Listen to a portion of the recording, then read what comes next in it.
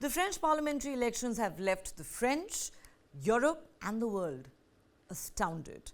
Contrary to expectations, it is not the far right of Marine Le Pen and her young Prime Minister-in-waiting, Jordan Bardella, that has won this election, but in fact, the left that has clinched it, with President Emmanuel Macron's centrists staging an unexpected comeback. The far-right national rally has in fact been pushed into the third position. Jean-Luc Melenchon, the veteran left-wing firebrand, seen by his critics as an extremist, wasted no time in proclaiming victory. The president must call on the new Popular Front to govern, he told his supporters at the Stalingrad Square, insisting that Macron had to recognize that he and his coalition had lost. Now, this alliance was drawn up in a hurry for President Macron's surprise election, and it includes his own radical France Unbowed along with Greens, Socialists and Communists and even Trotskyists. But their victory is nowhere big enough to govern. Therefore, France is going to have a hung parliament. None of the three blocs can form an outright majority by themselves of 289 seats in the 577-seat parliament. For the far-right national rally, it was a calculation gone horribly wrong. Only a week ago, after the first round of polling, all the talk had been of a possible absolute majority, and Marine Le Pen and Jordan Bardella were still talking up their chances a couple of days before the second phase of elections on Sunday.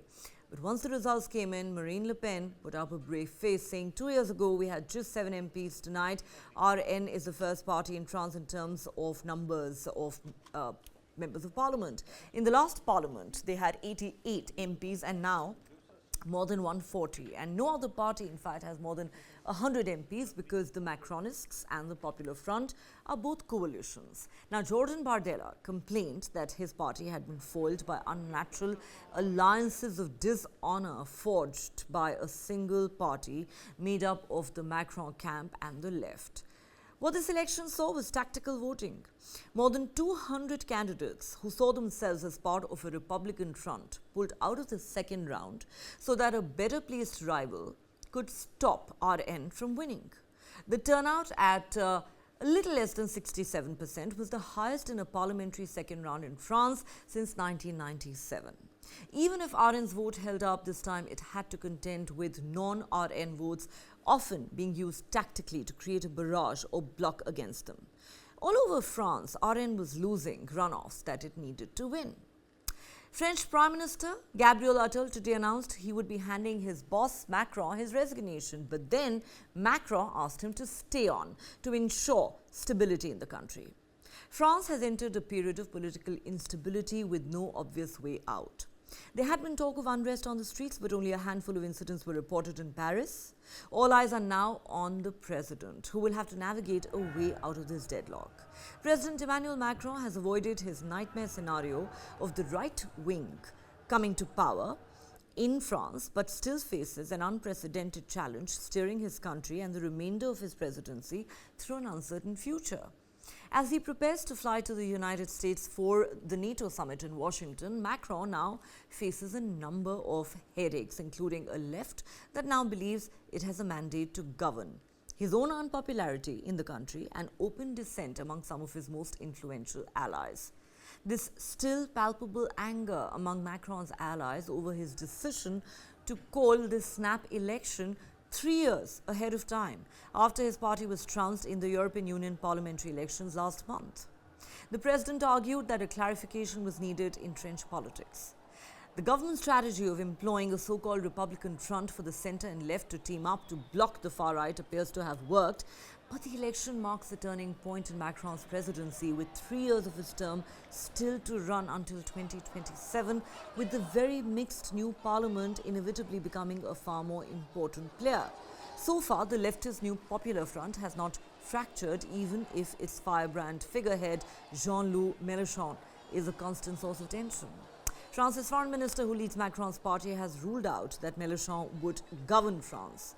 Macron's own popularity, as we said, has hit such a low that he stayed totally out of the final week of the election campaign, not making a single comment in public, as the vastly more popular Prime Minister Gabriel Attal took the lead. And while the far right has been defeated in these elections, its three-time presidential candidate, Marine Le Pen, has said she believes this would have no impact on her ambition to win the Elysee Palace in 2027. The tide is rising. It did not rise high enough this time, but it continues to rise, and consequently our victory has only been delayed, Le Pen said.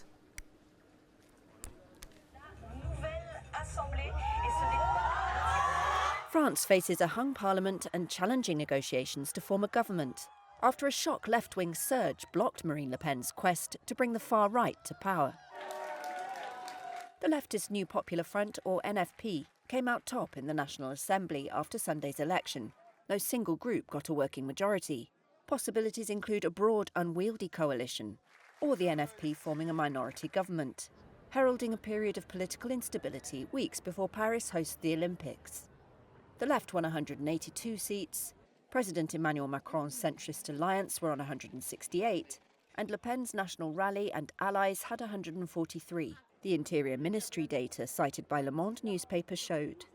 Sitting Prime Minister Gabriel Attal offered his resignation on Monday, though Macron asked him to stay on as caretaker to ensure stability. The political group I represented in this campaign, even if it scored 3 times more than what was predicted in recent weeks, does not have a majority.